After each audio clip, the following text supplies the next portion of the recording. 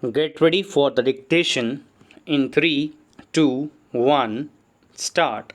Sir, the Honorable Member read out the whole list of schemes which the government had been introducing, like the Rural Works Scheme, cash programs, 500,000 jobs scheme, and the whole plethora of schemes, but he has deliberately concealed the most important thing, namely, despite all these efforts by the government, unemployment has been continuously rising ever since the first 5 year plan. If in the beginning of the first 5 year plan, unemployment totaled 33 lakhs, now it is anywhere near 400 lakhs plus 30% of the population who are in a state of disguised unemployment. Unemployment problem is continuously getting aggravated despite all the cash programs, despite all the rural works programs that have been undertaken so far. I am tempted to say this because the Honorable Minister has deliberately used the details of the various schemes of the government only to conceal the main point that the government has utterly failed to solve the problem of unemployment. Whatever they have done has been a drop in the ocean, and the unemployment problem continues to be aggravated. You may be putting a few crores of rupees here and there in the name of solving unemployment problem, but in fact whatever money you have put in the unemployment schemes has been frittered away by private hungry contractors and political workers of the ruling party at the local level. They have been misusing the funds rather than creating assets. I would like the Honorable Minister, for example, to tell the House out of the total investments you have made for the cash programs, for the rural works programs, how much percentage of the total outlay has been spent on reproducible assets. Government will not be able to give the figures because, like the figures for unemployment, government refuses to collect figures regarding reproducible assets. How much of the total outlay for employment schemes has been spent on reproducible assets, creating employment of a permanent nature?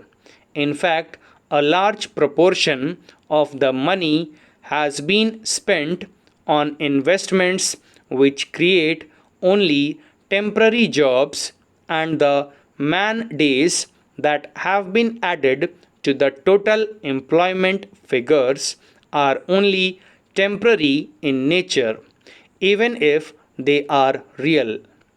Mr. Vice Chairman, sir, the Honorable Minister said that the proposal of the mover of this bill, namely, in case government is unable to provide employment, it is duty bound to pay unemployment allowance, cannot be accepted.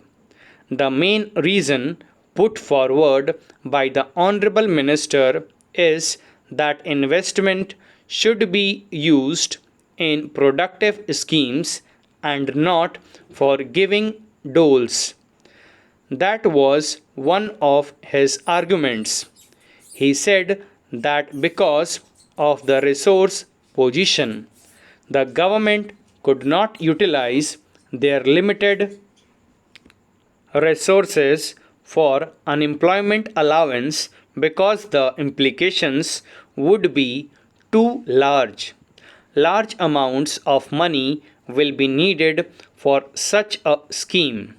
He also said in his characteristic fashion that if unemployment allowance is given, it will add to the inflationary pressure.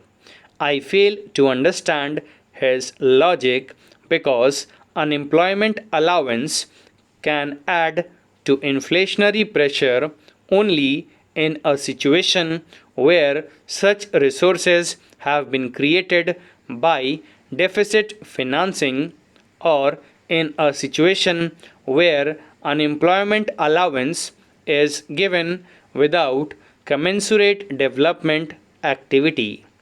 It is true that in a period of inflation, in a period of economic stagnation, as we are having today, any disbursement of money from deficit financing will add to inflation.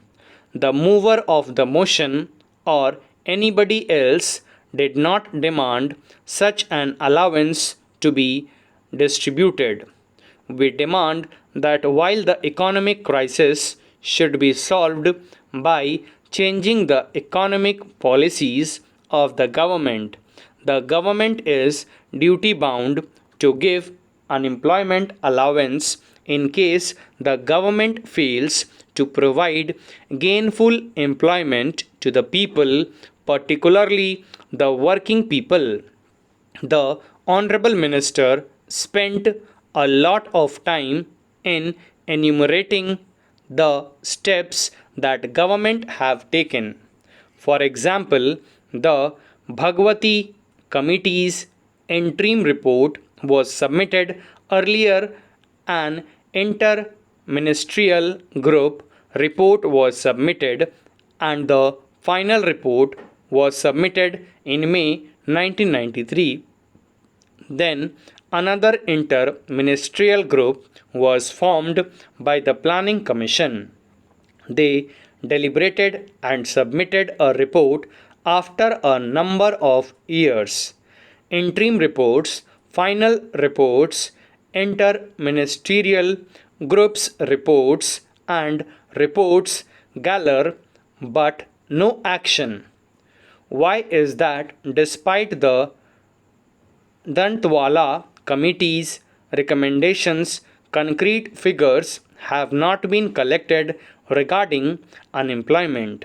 Because the government knows that if the practice of making estimate of our unemployment, which was there till the end of the third plan, was continued, people would rise in revolt because this government is incapable of providing gainful employment.